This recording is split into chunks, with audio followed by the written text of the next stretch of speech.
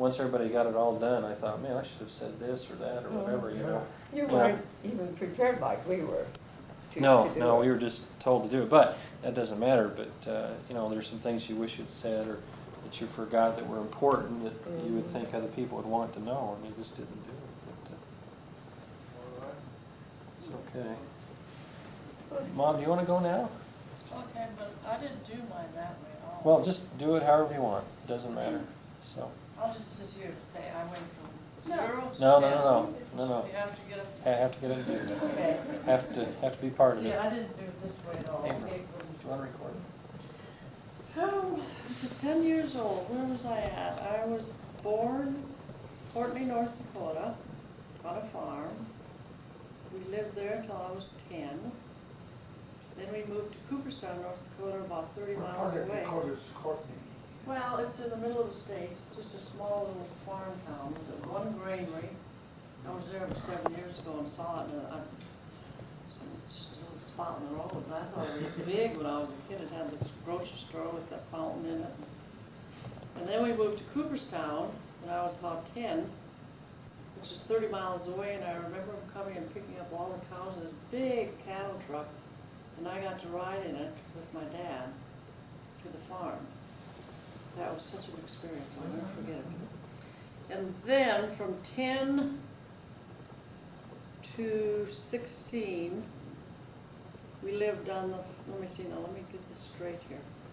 My brother died when I was 12, and we sold the farm, and it was during the war, and we sold the farm. My dad and mom, no, my brother died, right, when he was 12, and the war had started, and my mom was devastated. She never could get over it. And so they decided to move to Bremerton, Washington during the war, and he would go to work in the Navy Yard, which he did. Your dad? My dad. So we moved to Bremerton. All of my sisters were out there working in the Navy Yard during the war. How many sisters again? There were, let me see, Goldie, June, Dorothy, and Betty.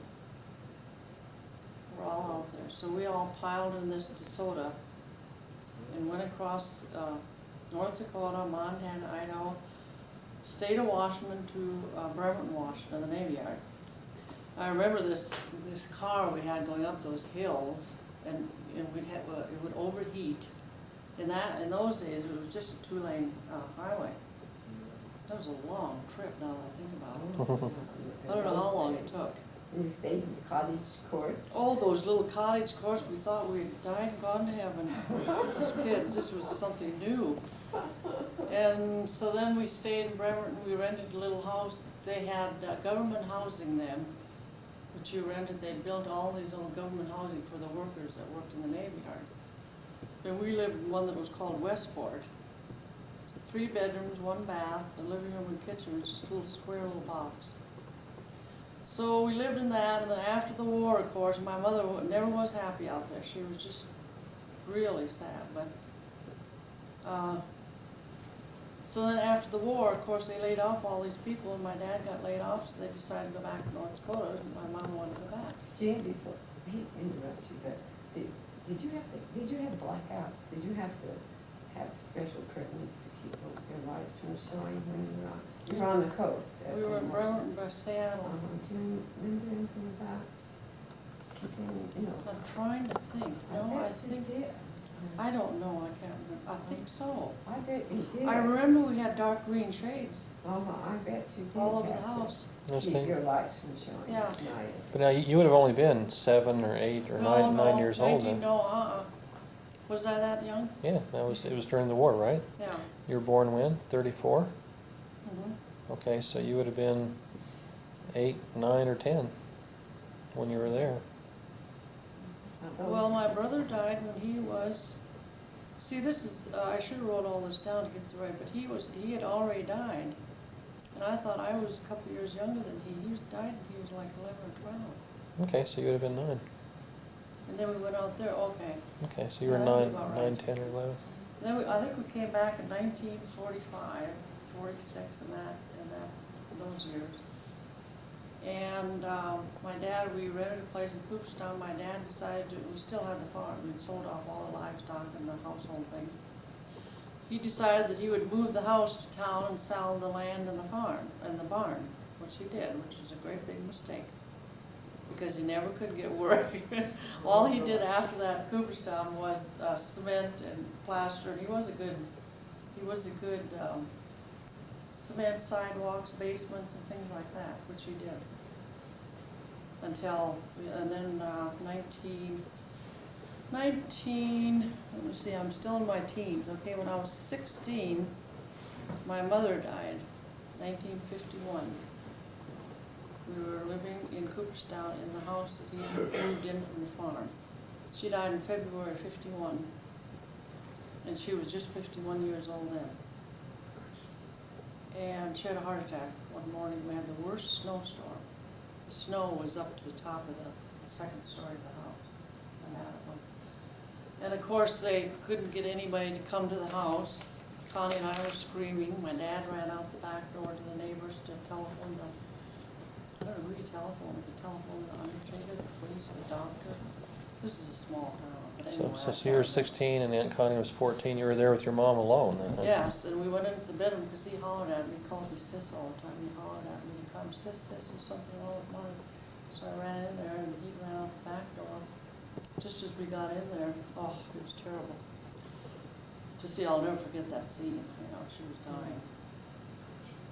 And then, of course, we ran out in the snowbank, Connie and I, with bare feet, our pajamas on, and didn't dare go back in. And the lady next door, these herders, came over. And it took all day long for May and Leroy to come in from their farm. May is my sister that still lives in North Dakota. It took them, it was such a snowstorm, so much snow on the highway. This happened at 8 o'clock in the morning, and they didn't get there till 5 or 4 or 5 in the afternoon. Because Leroy had to stop and shovel and, you know, get to town. So then the next few days were, you know, great big hassle. All my sisters had to come home from Washington. June and Joel were married. Dorothy was married. Molly was married. And I remember my sister June came, and she was pregnant. She was about 6 months pregnant, and they came in a train. And her doctor told her she shouldn't go, but she was just determined to come, so she came. And after that, we stayed in Cooperstown. Then when I was 18, I went out to Spokane to live with my sister and work. And I didn't like it. I came back home to North Dakota again. So then I got a job, and then we stayed in Cooperstown a while. And then that's when I met Harry. I'll call him Harry tonight. And so we, before that I'd gone to some boyfriends too, or whatever, then I met him. Went together, then he got transferred and went to Kansas City, Missouri, and in the meantime, I was working in Fargo at a food, I forget what it was now, I was a receptionist in the office. It was a food wholesale house where they shipped out food. And then I was there about 2 months, and then I decided I'd go to Kansas City, took a bus to Kansas City. And then we got married down there. How did he propose? We were standing on the, there's a kind of a lookout as you go downtown. There's kind of a lookout there. Kansas City? Yeah, he said, well, we don't have very much money. We were pooling our money then as it was, 35. I think I was making $35 a week, or I was a receptionist again at this blueprint company.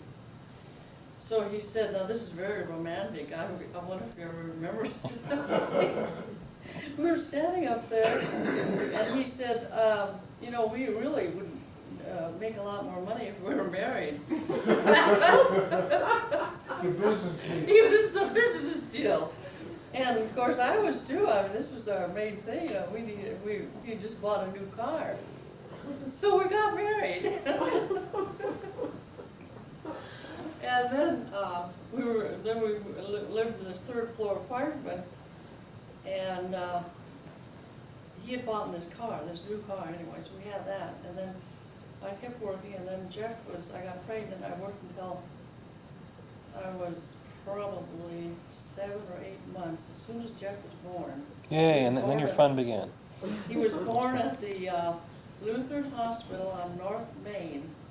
We went by it when we were there. I think Katie saw it too. Yeah. And as soon as he was born, we realized we had to sell his fancy car. So Tim goes over and he comes back in a couple hours. He came home with a I don't know, some gray Pontiac he came lugging home. We had this real fancy turquoise and white Pontiac we had with real cool, you know.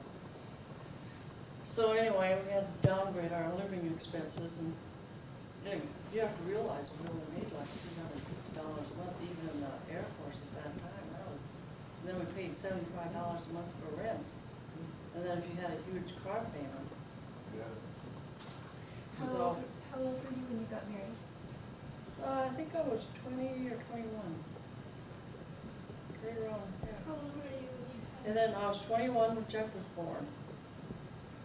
And then we lived in Kansas City. Tim got transferred to Newfoundland, and I was going to go over there. He would be there 18 months, and then when he got over there, he rolled back and told me not to come because he said it was so cold. And all the children over there always had colds and flu. So I decided I had a job and I was working. We had bought this house trailer, 40-foot house trailer. So I just stayed there and kept working until he came home. And then from there, we went to Spokane, Washington. We took our trailer, they paid for that. We took that out there. Oh, I'm not 30 yet. Am I? Yeah, I am. I'm 20, yes. So you're between 20 Okay, I'm and between 30. 20 and 30. Okay. And so we lived in the trailer the house trailer in Spokane for about a year, and then we moved on to this little base housing. Cute little house. I thought I'd died and gone to heaven again. It was 2-bedroom. So Jeff had this little bedroom and a bath, and we had a bedroom. And we lived in that. And then, when I was 26, I got pregnant with Wendy. And she was born at Fairchild Air Force Base. And then we moved from the base housing, the airman's housing, into the staff's quarters down at the base. And that house had a basement. Real nice. Then I thought I'd died and gone to heaven again. My housing kept getting better and better. And then we stayed there until, let me see, what happened after that? Oh, then we were sent from there to Orlando, Florida. Yeah. Okay, now I'm past 30. No, I'm right around 30 yet. When you're still a little baby. Boy, I got a lot of years to go. Well, none of us are up to 90 yet. Yeah. But I had mine according to 1990 and 1980. Sure, that's fine. That's cool. That's okay. fine. Okay, now I'm trying to think here what happened. Okay, then we went to Florida. We stayed there. And bought a house, and then we were on a year and a half. That was the first home you owned. Oh, that's the first home we ever bought. Yeah. Oh. I saw that. Oh, yeah. Mhm. I thought we planted that whole backyard with little sprigs that's right. of things. I'll never forget that. Big yard and way down the canal. But I always worried that the kids would get in that canal down there and drown. So we went to Sears Roebuck and ordered one of those chain link fence around the whole thing. Paid $300 for this. Oh, we thought this is a big deal. Well, the next day, there's Wendy climbing over this fence. So it didn't solve any problems at all. So then he was sent up to Louisville as a recruiter, so we sold it then, we paid $50 down for this house, VA, and $80 a month for our house payment. And so we sold it or gave it back, I don't know what the circumstances, I suppose it wasn't a big deal then, but And then we rented a house in Louisville, and I went back to work for O.J. Wilson's, who I'd worked for previously when Tim was in Newfoundland. And I worked there until we were sent to Panama. I'm in my 30s, I think. I'll just move anyway. And then we were sent to Panama. We were only there 3 months, and Tim made chief warrant officer, and so I left early and went to California and was living in an apartment there by my sister Connie, because I wanted to be by her, because we knew he was going to Vietnam. So he came back from Panama, and he didn't like the way I was living in this apartment. I was going to be a manager of apartment, by the way, drug infested. I didn't know any better. This man asked me if I wanted to be a manager, and I said, oh yes, that sounds like a good job. So he came and found out what I was doing, and he says, they have trouble with, drugs in these places, and then you gotta keep that pool clean, and, when they get done, you gotta clean them, and so anyway, we packed up and went back to Louisville, and I rented a house there and stayed until he got back from Vietnam. He was gone a year. Yeah, a year in Vietnam. Came back from Vietnam, and we were stationed at Fort Knox. We moved out to Fort Knox. Okay, and then we stayed there, and then of course our troubles began, and from, I traveled out to California, I think I was 37, 38, with my 2 children. You were 37, yeah. 37. And bought a house. I was going to get an apartment. I bought a house for $3,500, and I assumed a loan, which was 7%. The payment was $219. That included the insurance and my property tax. Oh my gosh. So and then I got a job about a month. Got the kids to school, and then I got a job at the bank. It was called UCB then, and I worked for UCB until I quit in 1984. It was First Interstate. Well, When did your father pass away? my father passed away when I was 40, 41. Okay. Living in, Livermore. Livermore. So how old was your father? My dad was 91. He had been in a nursing home since 10 years. He was living with my sister, June, in Spokane.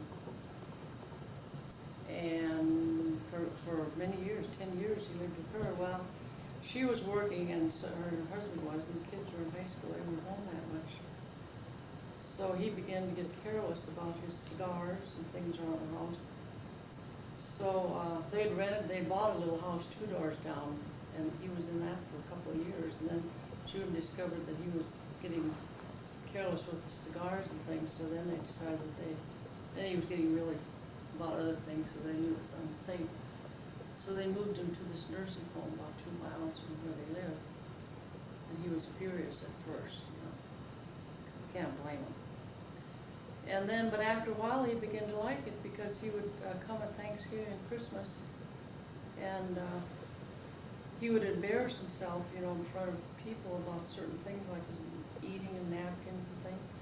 So he was always glad, in fact, Joe had to take him back early sometimes, because he'd be embarrassed. He'd take me back home, he'd say, so he'd want to go back to his own room and stuff. He was getting to the, I suppose his. And then he died he was 91 when he died. How did he die? Just Do you know? old age was Just the old last age. time I seen him. But he was a funny person. He said, my sister went over there one time, and he said to her, I don't understand why all these old people in here are screaming and shouting. He said, all their lives, they're quiet, and at the end of it, he said, they're all screaming and shouting, He was so mad at everybody. He said, what are they screaming about now? He said, at this stage of their life, anyway. So from 40 to 50, where am I at now? When did you marry John? Okay, 1975. 1975, John and I got married. I met him through my sister. He had never been married, no children. You were 41. I was 41. He was about, 5 years older than me, so he was 46 or 47. And he was still working then. He wasn't able to retire. We just stayed in Livermore until he retired in 84. 1984. I retired in 1983 September. I retired before here from the bank. I wanted a few months by myself. Because I'd heard this is going to be kind of a tough life at first, being together all day. So anyway. When you say John retired, was he in the cartoon business then? Oh no, he was air traffic controller. Oh, that's right. Yeah. And he retired after 35 years. Actually, he had 38 years if you count his Air Force time. He was a radio operator in the Air Force, then he went into the FAA. And then in 1988, 87, we bought a house in Benicia. We moved in December of 88. And from January, I worked part-time as a sales rep from January of 90 until 2 years ago. In January of 91, there was an ad in the paper, Benicia Herald. They wanted cartoonists for this little newspaper downtown. So I ran in the kitchen and showed this to John. I said, look, he'd always wanted to draw his cartoons. He was good at it. He was. So he got the job, and he had, but when he died, he had 500 cartoons published. Goodness, in that length of And, time. yeah, Exactly 500. twice a week for almost 5.5 years. Exactly That's 500. wonderful. Yeah. Yeah, just about. To Probably. overestimate. The, You have a collection, you have those all in. oh, I've got all those, You yeah. got them all in the book. Someday I'll bring them How all along wonderful. with me. Yes, that'd be fun. Yeah, they're hilarious. So that's up until now. And here now, at age 62, I am a widow. So, Ready to travel and Ready get to. out and- I don't know. Here, Mom. Wait a minute. Let's sit Oh, over there okay, so I I'll can sit. still film you. Okay. Tell me what you remember about your father. Yes, what kind of personality did he have and stuff? Well, my father was one of those hard-working, North Dakota, stubborn Norwegians.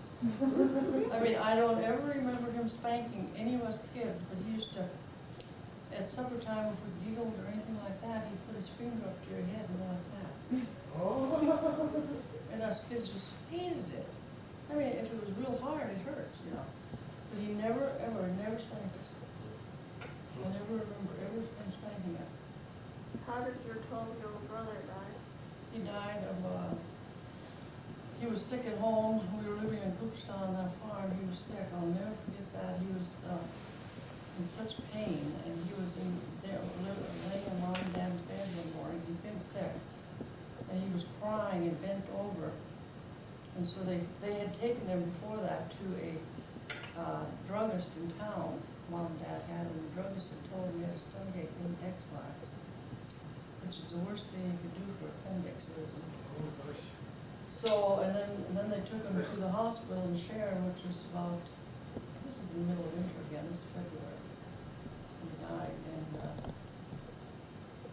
they took him to this hospital, and the doctors knew that he was going to die because it was ruptured, but they didn't tell my folks, they were Mom and Dad, they just didn't know. So he had asked the night before they came home, he'd asked for Gene and Connie to come and visit him, to see him. He said, when are Gene and Connie going to come and see me? So this was, I think it was on a Tuesday night, I have it written someplace. So they came home that night, and the next morning, we went to school. We were going to go that afternoon after school, all of us. And Dad came and got us at school, him and Mom, and on the way they called and told them that he was dying.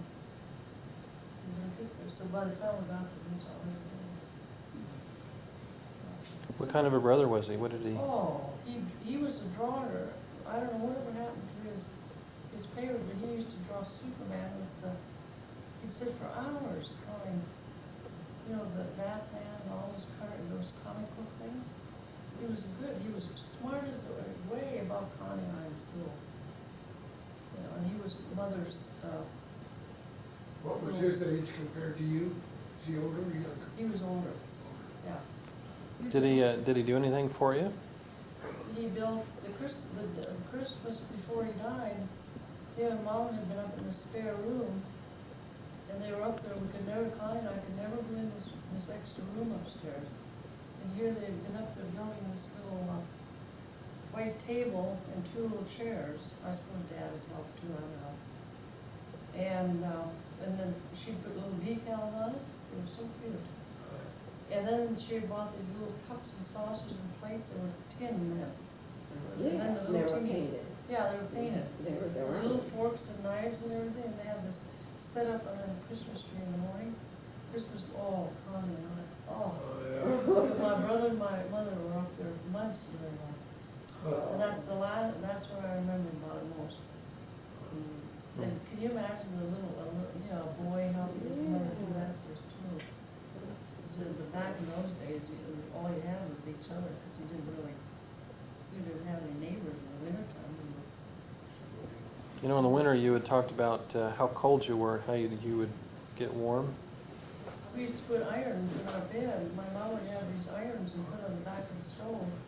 And then she'd put them down in the foot at our feet at night to keep our feet warm. How about I'm sorry, the, Lizzie, what was it you used? These irons that you put on the back of your stove. Oh, yeah. So she'd warm those Oh, up and put them in boy. Oh, our nice. feet of our bed in the middle of winter. Now, you had one brother, but how many girls were in the family? Eight girls. 8 girls. Oh, and you were one of the younger. Yeah, You were Connie and Connie. There was Glenn, me, and then Connie, Mhm. the youngest, and the older ones were. In fact, I didn't even live with some of my sisters when I was little. They left. Molly and June and Betty. Are they all living? Everybody's living. Just barely. I have a sister, Agnes, it's older, it's real. She's in the hospital now. She's got a 2-liver problem. I was just up there this week to see her. I don't know what's going to happen. Tara, do you have any questions, Grandma? April, do you think of anything?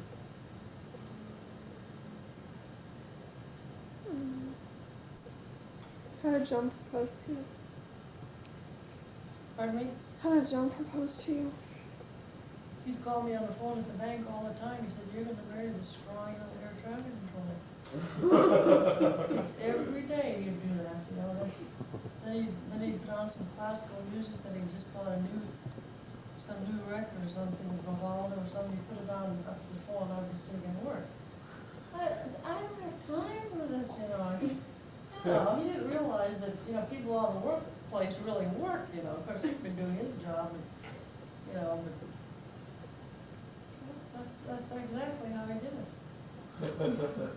How did your life change for the better when your son was born? Well, it made me realize that, She got a new you have to junky car. leave selfishness behind you. You get very, very unselfish when you have your first child, and then all you can think about is, that baby, am I going to feed him? Oh, I'll never, should I tell a story about the crow? Yeah. And you? Have you ever heard it? About We the were up what? in that apartment in Kansas City, and we were 3 months old, Jeff was, and he was in his van. And Tim had this bird, crow or something, out of this little balcony we had. And he built a birdhouse there, he had this bird out there. So Jeff was in his crib, and one morning I picked him up, and all these little mites, all over this little baby, under his arms and all over. So I bundled him up and took him down. There was a pharmacist 2 blocks down the street. Bundled him up and went down there. And I asked him, I said, "What in the world is the matter? What is this?" He said.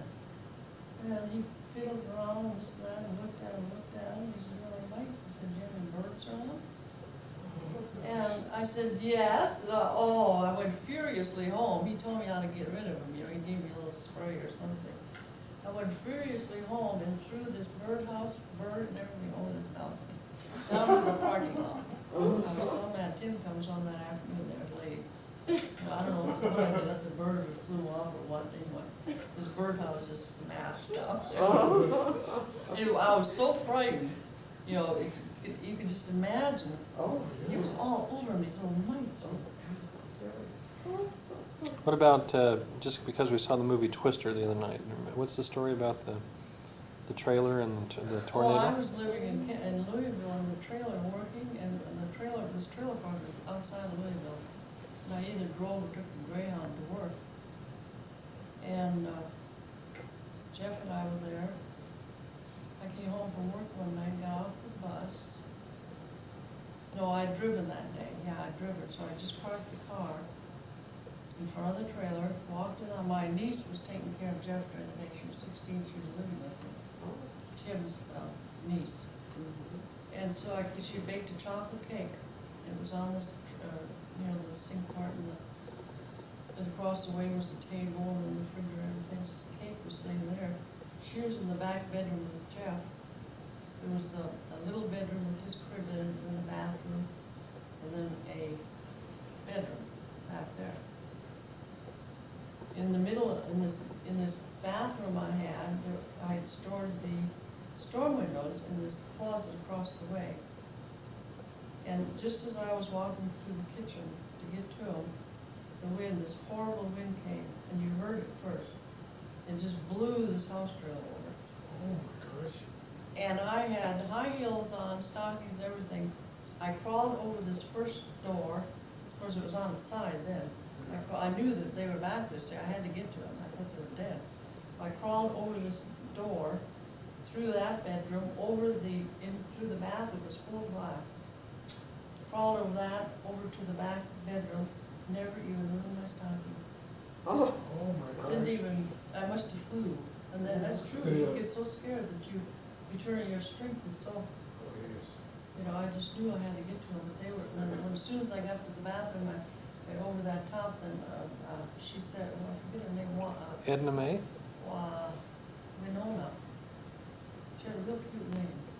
Mm-hmm. And she started, kind of screaming or crying or something, I knew, and then she said, Jeff's okay.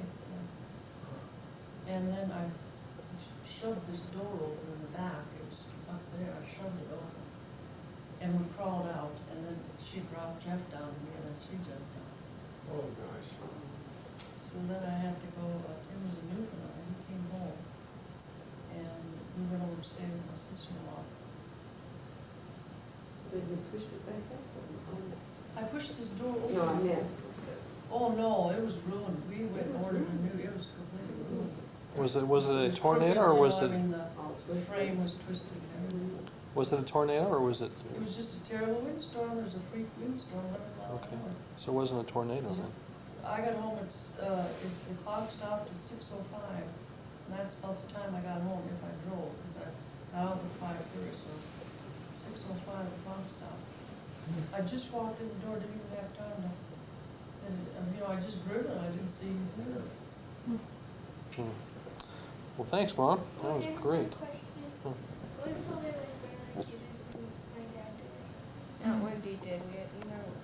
The most pitiful thing you ever did, cutest thing, Pitiful's probably funnier. when he was starting the first grade, after kindergarten, we were living at Fairchild, and it was first day of school, and the bus stopped down the street. And so he was gonna, go down, I was gonna walk down there with him. And then, no, I didn't walk down there. I packed his lunch in a girl's lunchbox, okay? And I thought he would notice it. He didn't say anything, And so he got down there to the bus stop, and these little boys started teasing him right off the bat. And then, so he didn't, I didn't know until I got home from school. So he told me, and I said, well, what did you say? And he said, I just ignored him. No. It was so pitiful. He said, I just ignored him. Oh, and then I felt, I'm making a little fool of my little kid. I felt so guilty.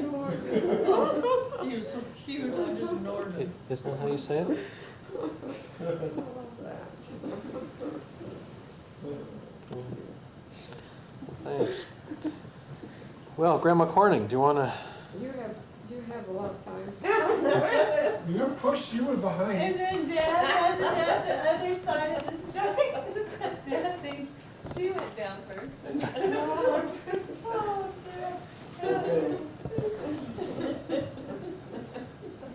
Isn't that as fast anymore?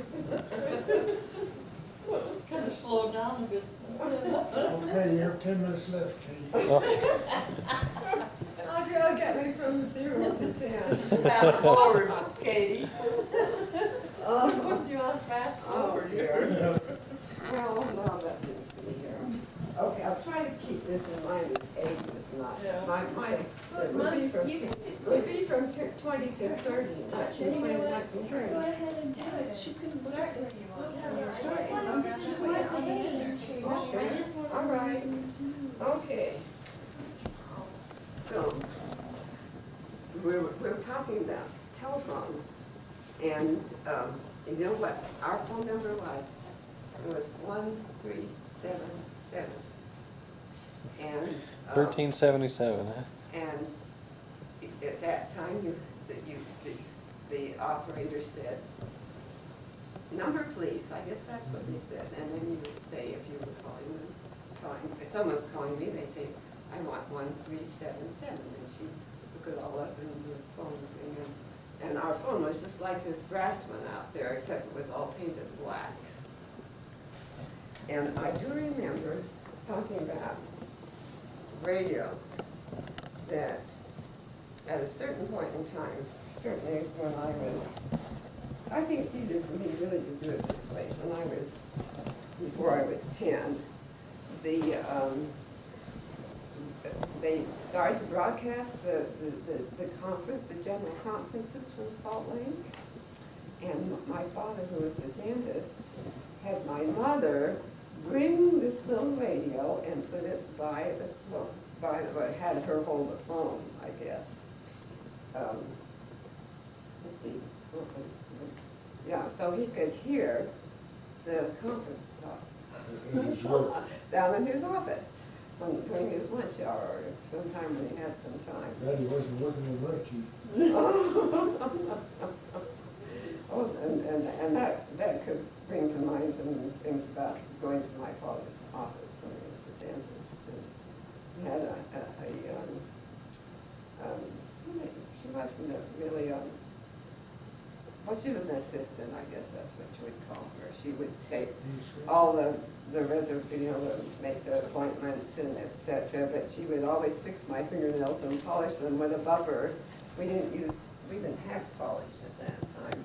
They had these little soft buffers with a calf skin, and they polish your nails until they would shine.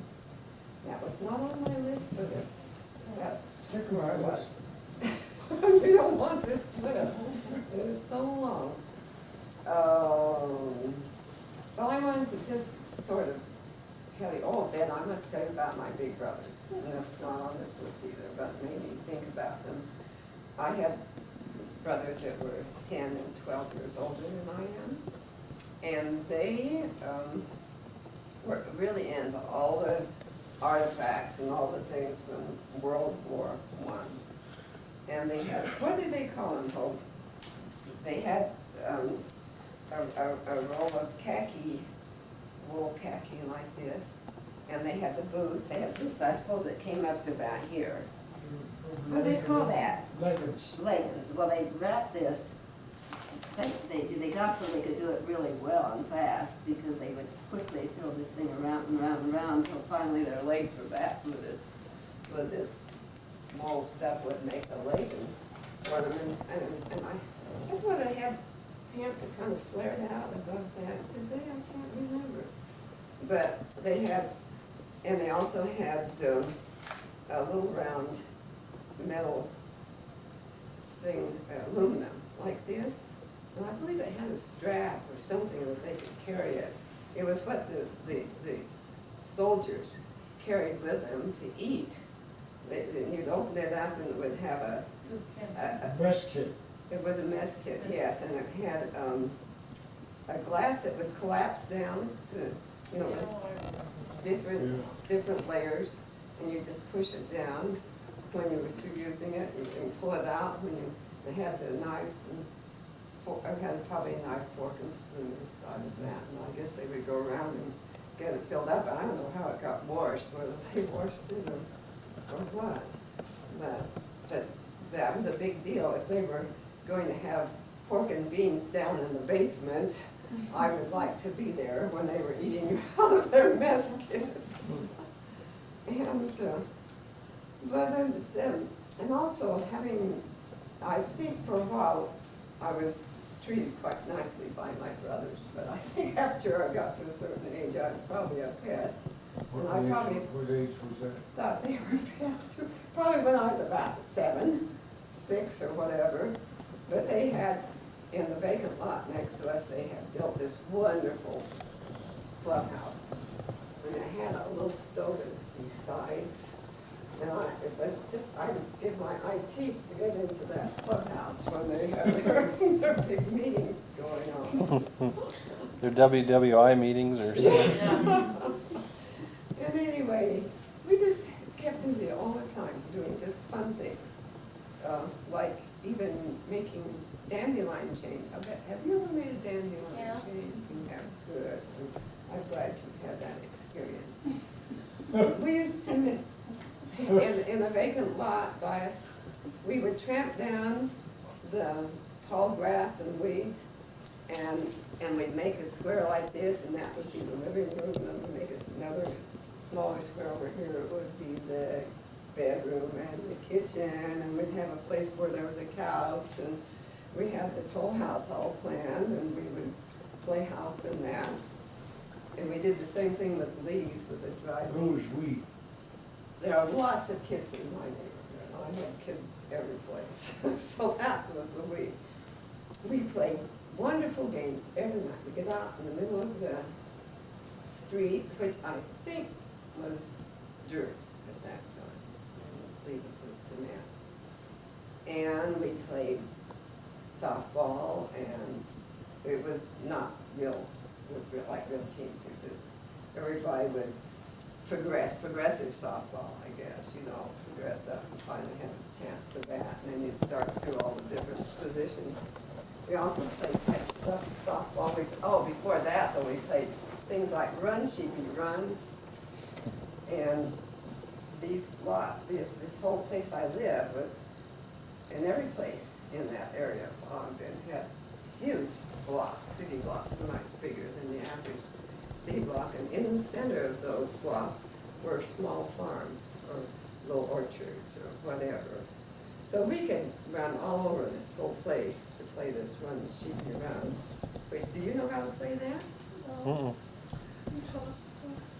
Tell us again, because Well, you had 2 teams, and you had the biggest and oldest and smartest were always the captains of the teams, and I was this little. Well, I thought this was so wonderful to be able to chase around with them.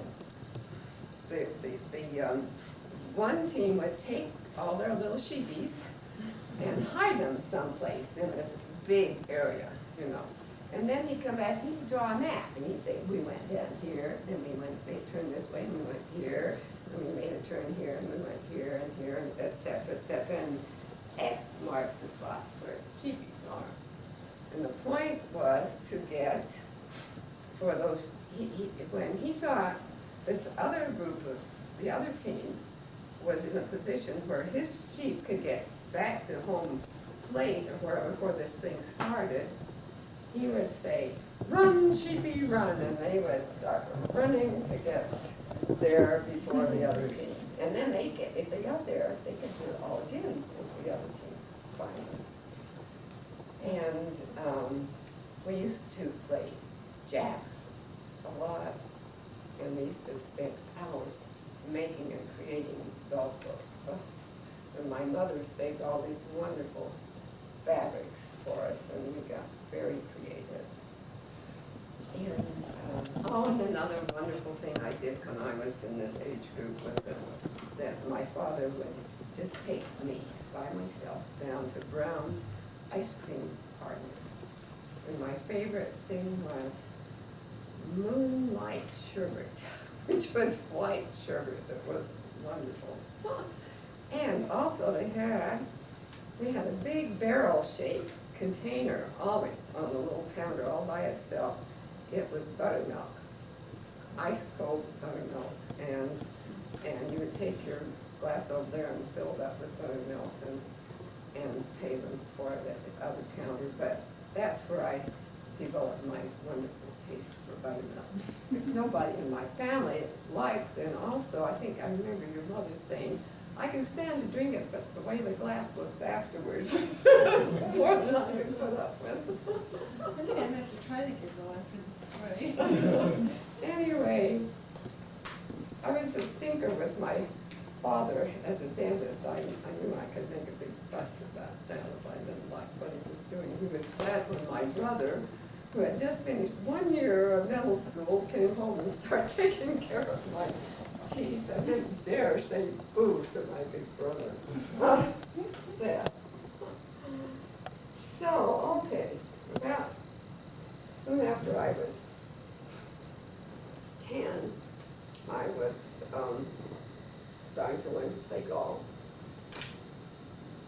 And when I was 16, my father died. He had a heart problem that no one seemed to understand what was causing it. And he was in a clinic, in a famous clinic, and can't seem to remember the name of it right offhand, but it's still, I still hear about it. It's in California. Stanford? Wasn't Stanford, no. It's going to come to me right now. But they sent a telegram to my mother and told her that my father had died. And that summer, I think it must have been in the spring. I really don't place it feeling. It must have been in the early spring. And she was really quite ill for a long time in the summer. She had something that was close to pneumonia. Maybe it was a type of flu. It was probably all because of, she was upset. And I learned to be a nurse at that time. I learned how to make hot packs. They didn't have shots or anything to give a person at that time. You just had to do all these things. And the doctor showed me how to make the hot packs. And you boil the water and you dip the towel in and wrung it out and put it in a dry towel and put it on her chest. And we would do that about 3 times and do it several times a day. And she finally came out of it. And I should backtrack because we used to have so much fun. My father and my mother and I would run out and play golf after dinner. I think maybe at that time, we maybe still were eating our main meal at, I know we were, because when I was in high school, I came home and had dinner at noon. We ate dinner at noon. And so at night, we just had a light supper, and then we'd go out and play golf. We had a little par 3 course, and a full-length 9-hole course. And my father and a number of other business people, professional people have gone together and decided to build this golf course. So before that, when I was back in this era, my favorite thing to do on that golf course was get to the sand boxes. They had boxes that were about this big, full of wet sand, and they were on lakes. So it was just nice height for like an 8-year-old or 7-year-old to get their hands into this wet sand. And what the wet sand was for was to make a little volcano-shaped thing and put your ball on. Golf ball. Until they discovered tees. And Now that was before the Depression so far, isn't it? no, this is during. It's 1931. This is yes. When I was 10 in 1930. My age is always coincides at least with the end of the year. And yes, this was during. It was probably the course was probably built prior to the crash in 1929. I'm sure it was because I was small. And now that you're on that subject, my father, we were quite comfortable, but because of his profession.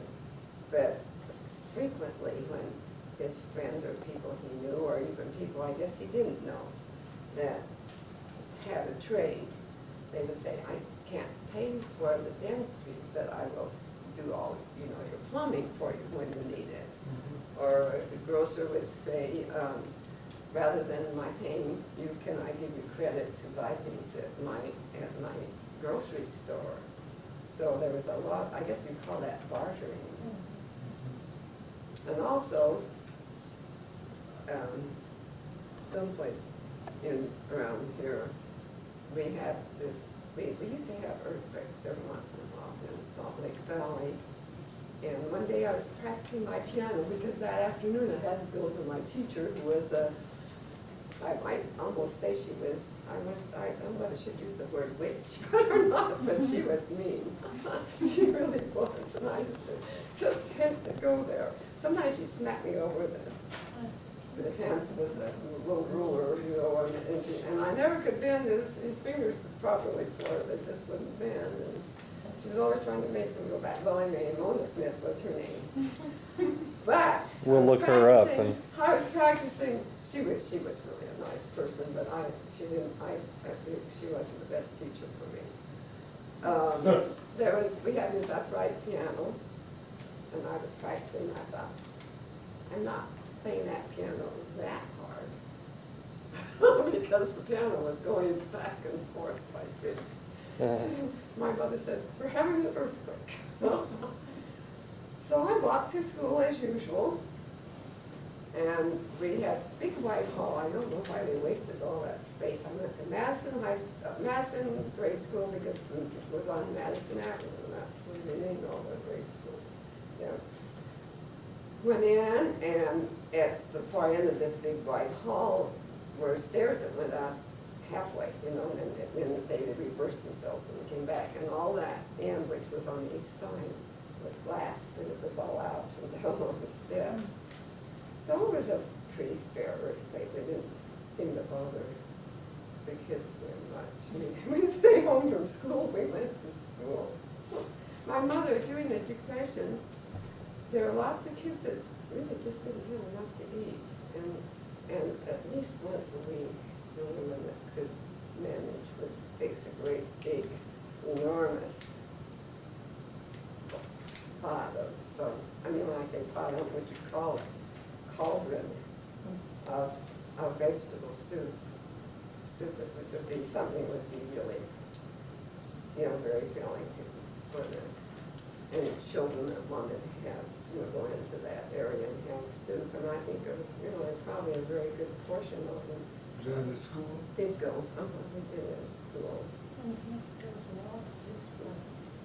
But now we're getting, I get back to them. I think I was like about a junior in high school when my father died. And I think my mother was always a person that never sat back and just sort of took things, you know.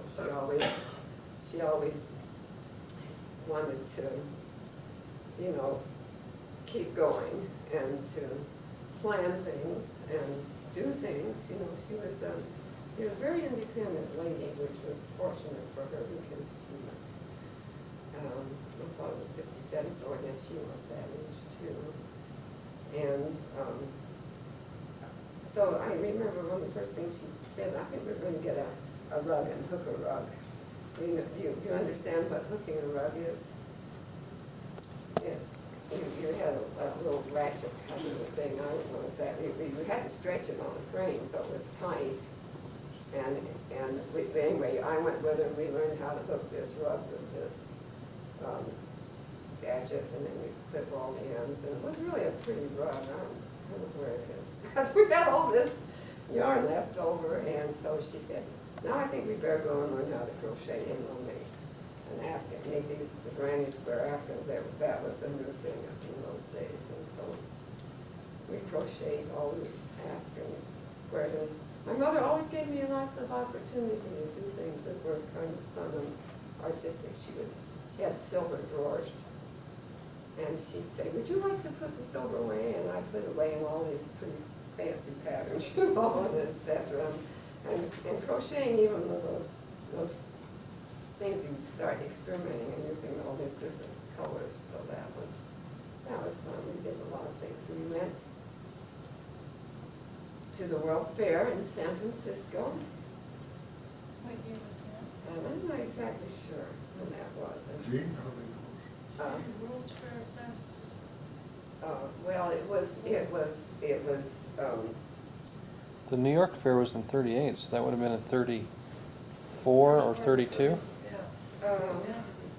well, no, I tell you, because my father died in 1936, if I had it figured out right. Okay. And the fair was after that. I went Okay. with her. And we just had a wonderful time.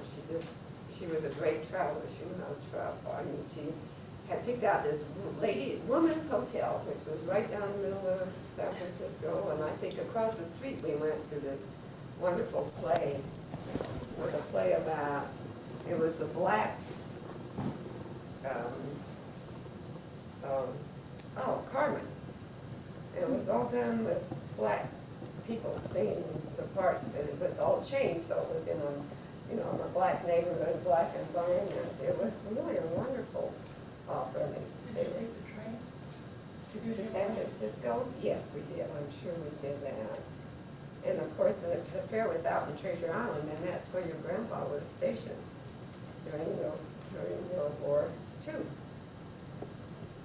So, let's see, we did other interesting things. My mother and I took it after I finished my 26-year-old brother taught me to drive. And it seems kind of foolish to tell you all this again. But at any rate, we went from Quincy over to 24th Street, and from 24th Street about as far as 24th Street went east. Then we went over to Ogden Canyon and up into the canyon a small ways and over onto a country road which came out on 12th Street on Washington Boulevard, which was the main street in Ogden. Here I was learning how to shift and do all those things that you need to do with those cars, stick shift and etc. But the thing that really got to me was he would bring me into the busiest intersection in downtown Ogden and say, make a left turn up 24th Street. And I said, how do I do that? And I've got my arm out here and I've got the shift and I've got to steer. How do I do all of those things? But somehow or another, I made it home, and the next day I went down and took my driver's license. And somehow or another, I got through my driver's license, and then when the man that gave me the policeman who gave me the test was named Mr. Cheney. And I remember him because I didn't put it together until when we got all through and I had my driver's license. He said, you know, I used to cut your hair when you were little. And his name was Mr. Cheney. So anyway, and my mother she said my father made her too nervous and she couldn't learn to drive when he was trying to. And I think my brother tried to teach her and he made her too nervous, but I taught my mother to drive when I was 16. When I was 16 and she was 56.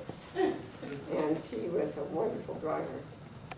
But she was, like I say, she was a doer and a goer. And so after I finished my first year at the University of Utah, she decided she needed a new car, and she picked out a Buick, and she decided that we would drive, or that we would go back to Detroit and drive the Buick home. That's what they did, a lot of people did that. So we took the train to Chicago and spent 2 or 3 days there, and I do remember that I had cut my own hair before we went there. I was always doing things like that. I thought I could do these fantastic things. Well, anyway, I got to Chicago, and my hair was a mess in that wet weather. And I said, why don't you get permanent? So we were in this fancy hotel, and I went to the beauty shop there, and this man said, who cut your hair? I said, oh, somebody back in Utah.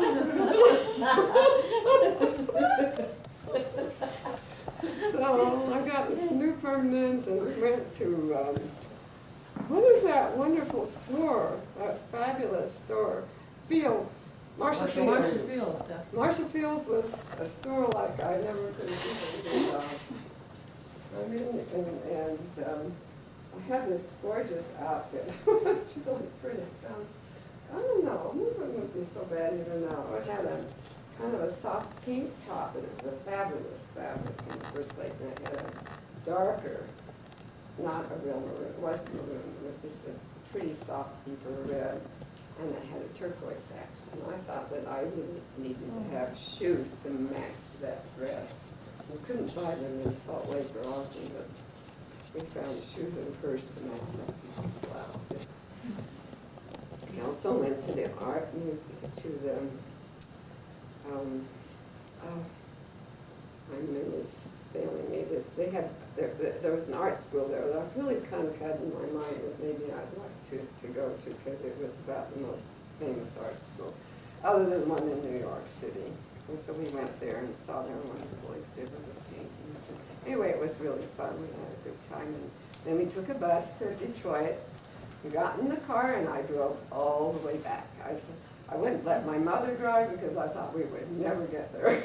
And we were supposed to drive a brand new car at a certain low rate.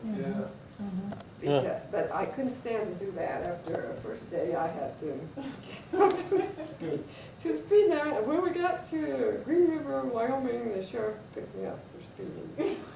But I smiled pretty, and I really didn't give me a ticket. Even back in those days. Anyway, yeah, and before I was 20, I think I was maybe almost 20 when I met your grandpa. Well, you were at University of Utah. I was at the University of Utah. I finished my first year, my freshman year when I went to Chicago and Detroit. And in my second year, my sophomore year, I think that we met. And I really thought he was kind of good looking. And I was really pleased with this wonderful height. For the first time I felt short in my life. By the way, I was one of the tallest girls in our high school at 5'7", which was the average height for a man at that time. I didn't exist. And there were about 2 girls taller than I was in high school, maybe 3. We all played basketball. We had a great basketball team. But we didn't have a coach. We just put our own team together. We had 2 teams. We had 2 teams, and we played each other when we were in junior high school. We played each other when we were in high school. And they let the girls have the gym at noon hour when everybody was eating lunch to play our basketball games. Tough times, huh? It was a lot more fun that way. Anyway, I guess probably I was a Delta Gamma, and that's where I met your grandpa. We used to play wild games of ping pong. That was one of our main courting sessions. Ping pong. I used to beat him all the time. Stick with the script. Anyway, I had a friend who we went into this tournament at the University of Utah, doubles ping pong tournament, and we were the champions. Because I'd been practicing with this tough ping pong player from Colorado. 200 couples in the church. And I guess the nicest thing, one of the most exciting things, other than meeting your grandpa, was that I got tapped into mortarboard when I was a junior, and not even anticipating going back to school after my junior year. Mortarboard was you had to have certain. There was a fairly high scholastic standard. It wasn't like wasn't like 5A at Kappa, but it was, you had to have a certain grade point average to qualify, and then you had to, they just chose the girls that had they figured points out of the previous mortar board members decided that who had more qualifications with outside activities. Like Gordon, who was with the person with the problem. Yeah, probably. That probably was one of the reasons. Well, anyway, it was pretty exciting, and what they did was that the Girls Association had this big banquet, and they had, you know, all these big tables filled with girls, and we wore long dresses. And I had a gorgeous dress. And it had this beautiful French gingham. I don't know, you don't see fabrics like this. It was green and white checked, and it had a white bodice and a big white sunflower gold belt.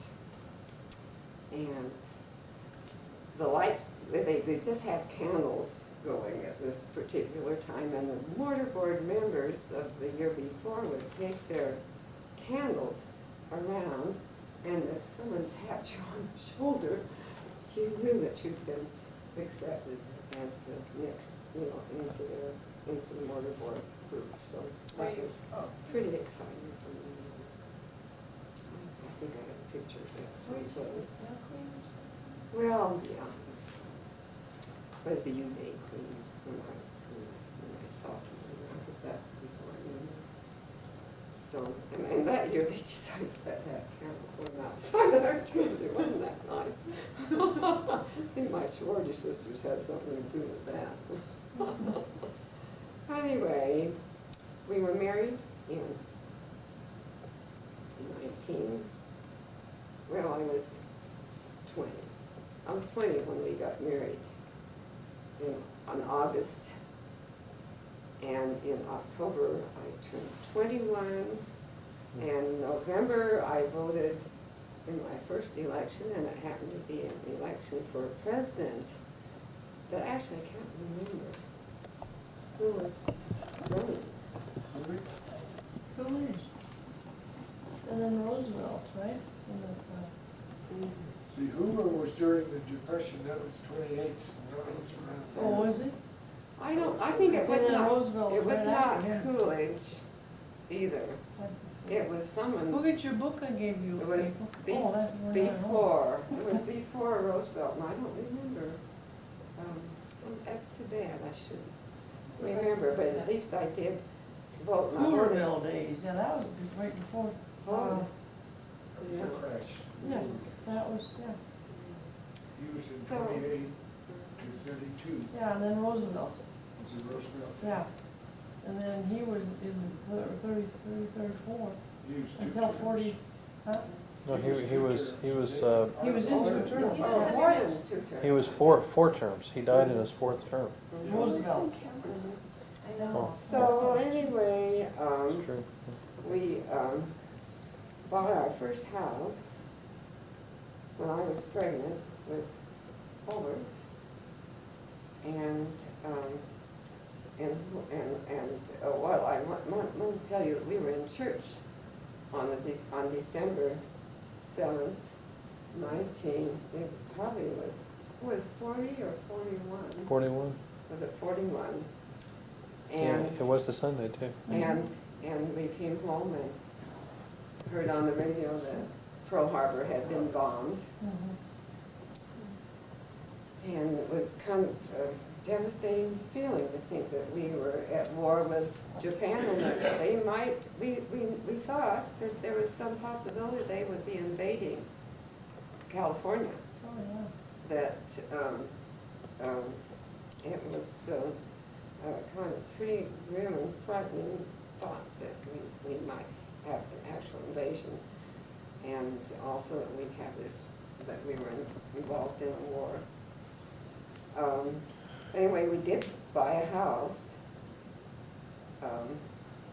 in Salt Lake. We lived in Ogden for about 6 months and came back, and I don't know at what point in time we bought that house, because we rented a cute little apartment And this was the era of Snooky. This is when we had a little Really? Cocker Spaniel who was so big, we bought him, we could hold him in our two hands like this, a little black and white. He was cute. But then we moved into the house. By that time, he was a full-grown dog, and kept roaming away in the. Anyway, I was in the hospital with a new baby, and I'm past this time. This was in 1942, and your grandpa comes dashing in the room and saying, "I'm so excited! They finally accepted me in the Navy." And I thought, here I am with a brand new baby, and he's excited about going to war. He did not need, your grandpa did not need to go into the service. He would not have been drafted, but he felt like it was his responsibility. And he did not want to go in as a sailor or a soldier. You know, he wanted to go into naval officers training, and he kept trying to get people to accept him in naval officers training because he was an inch too tall. Finally, he got someone to accept him, and that's why he was so excited. We could put him down to 6'4" instead of 6'5", and he met his best friend, who was flat-footed and kept going in to see if he couldn't get accepted too. And they finally took him flat feet and all. So that was Bill Aspen, and that's how we got to know the Aspens and had such a long time friendship with their family. We went to Tucson with a new baby, and I was kind of wondering what in the world how I was going to manage. There were cockroaches in the drawers. But we got through that. And I was home with Holbert, and he was in the Navy facility.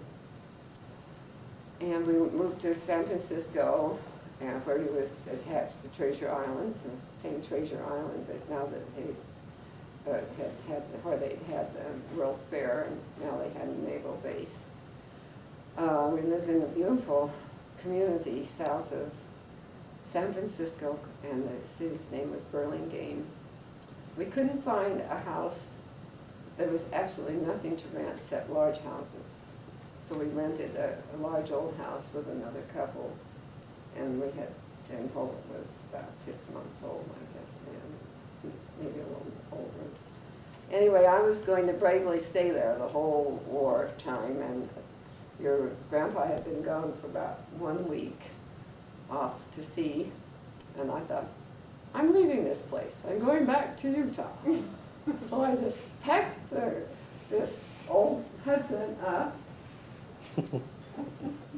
and it had worn tires that I should never have gone any place with, and drove all the way to Utah with Holbert in a basket. And I thought I was going to, well, I mean, when I made up my mind to something, I was going to do it. No matter how panicky or whatever I was, I did it. And I went over the Sierra Nevada mountains in a heavy fog. I couldn't even see hardly. And we finally got through that, and we got to the Nevada desert. And I was just terrified because there was hardly anybody on the road, just myself and this car of not very wonderful looking men behind me. And they never would pass me. I slowed down and they passed me. Just kept behind me all the time. And I was so relieved that when I finally came to a place and I could stop and go and have lunch, and I thought, maybe I'm going to get rid of them.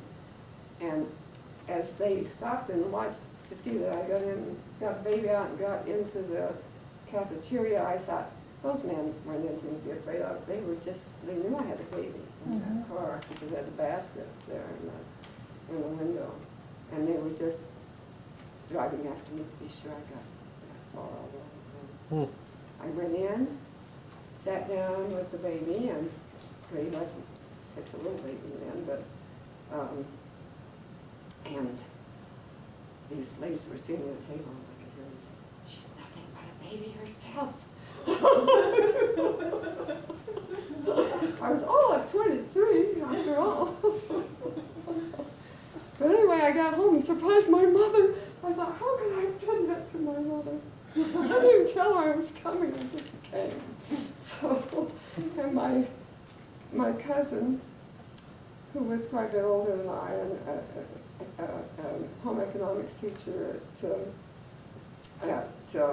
my cousin Alta was a home economics teacher at Weaver College.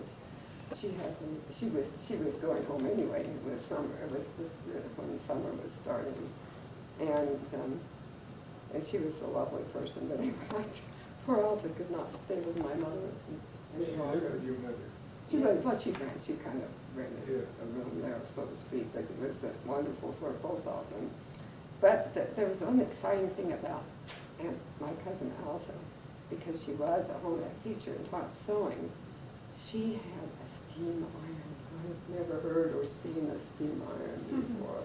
And I thought that was just about one of the most wonderful things I had been introduced to.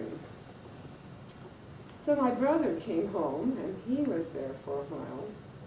He was my brother Glenn, who was, he had graduated from the University of Berlin. He went he was on a mission. Church mission. To Berlin, and when he was a wonderful student. He was really a very brilliant student, and he said to my parents, "Can't I please stay here and finish my college work at the University of Berlin?" And he was there. He had been through with he wanted a doctorate. He ended up with a doctorate in two things, history and political science, which made him ideally situated for the job that he finally had during the war. But he did have a hard time because he would start at his final thesis, and because many of the professors were Jewish, and he just disappeared. And then he'd have to start over again. But he finally did get it, and he got back to Utah, and the way he wanted to hire him, because the war was going on at that time with Europe. And here he had this German background, and my mother talked to her friend who was a principal of the school system in Ogden, and he gave him a job as a history teacher at Ogden High School. Then he,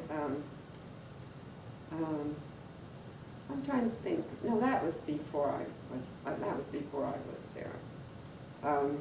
He did come back for a while, and he had a lot of fun with Holbert when he was a baby. Holbert would probably have been the most brilliant child that was ever raised, because my brother played all these intellectual games with him when he was little. But Glenn went into the OSS. The OSS was the Office of Strategic Service, and he was literally in the spy system.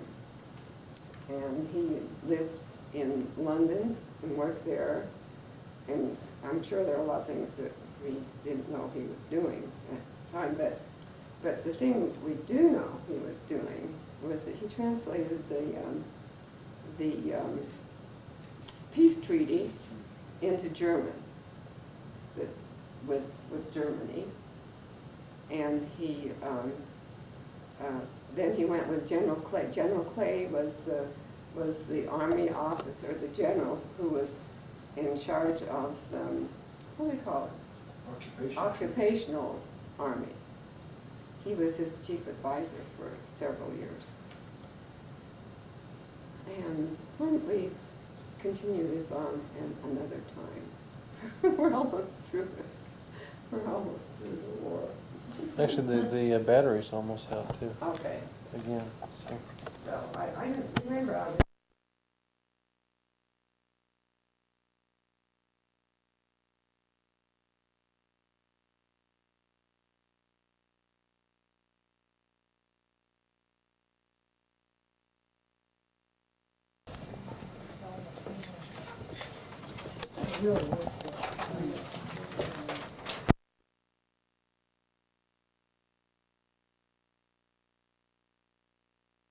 1979, 1941 composer and musician lived here. So we're staying in his flat. Now right over here, we'll be hearing that every 10 minutes for a week. And the subway comes by there.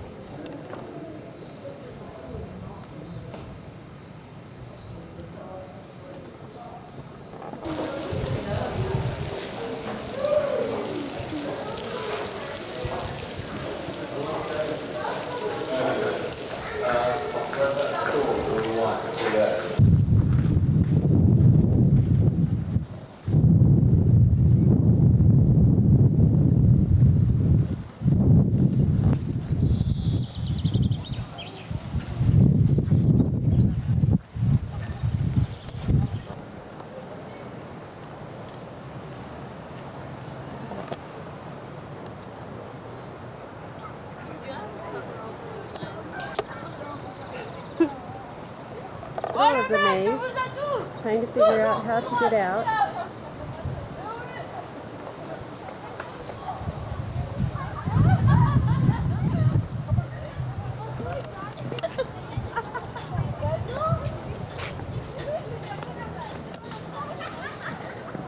Just keep passing the same people over and over. There's the entrance. And Marcie and I finally found the exit. We're out of the maze. Yeah.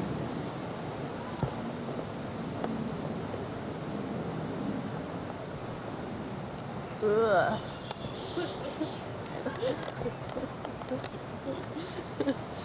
Stop, please. Oh, it's super kid.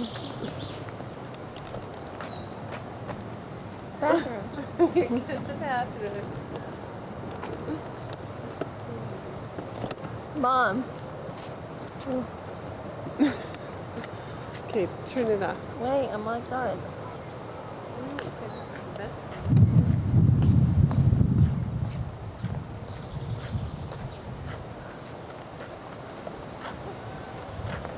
Is it still going? Isn't it beautiful? Yeah, I'll stop it. Because you're moving really fast. Yeah. Just kidding.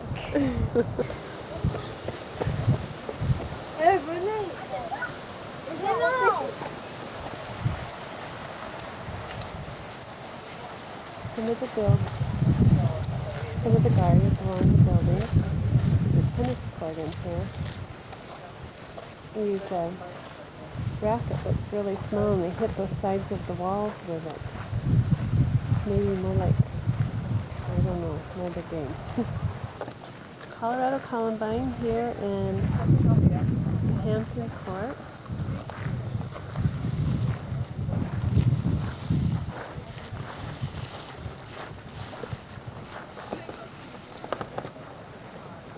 Here you can see different types of brick and how they meet in different builders and time periods for Hampton Court.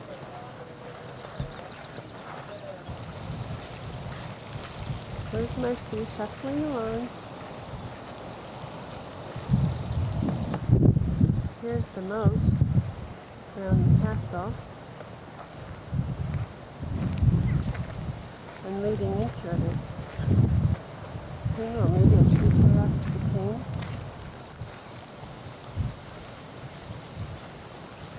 See the moat going around. And here's the back of the Hampton Court, the back of the palace.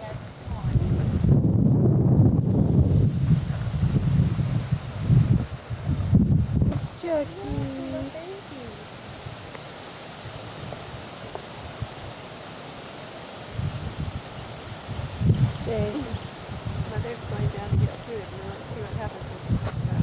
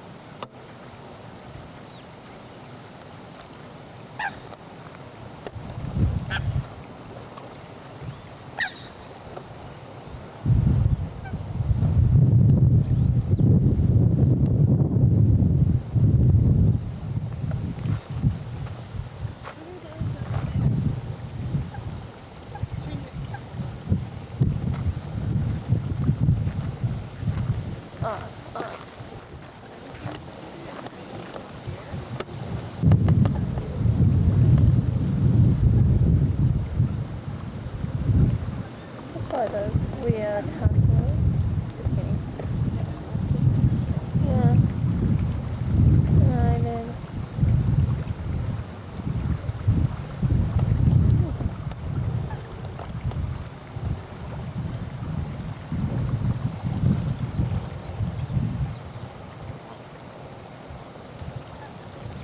Oh my gosh.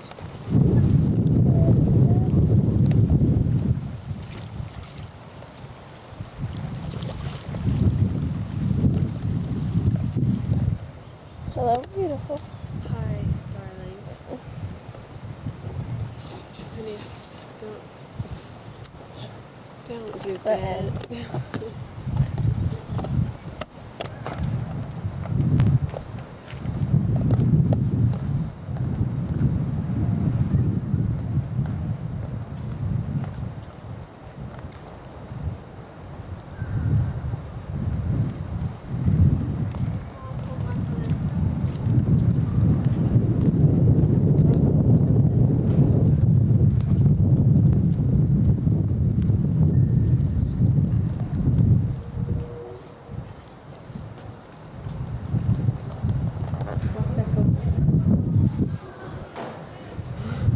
Poor Marcie's been photographed to death. It's all of Nancy's sport.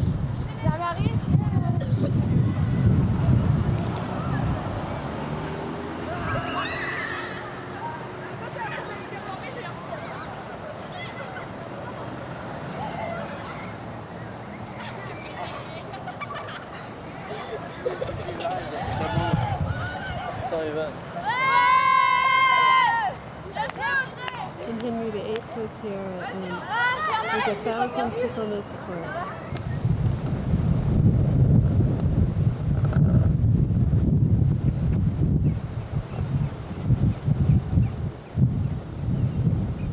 So the deer were in Richmond Park, not far from here.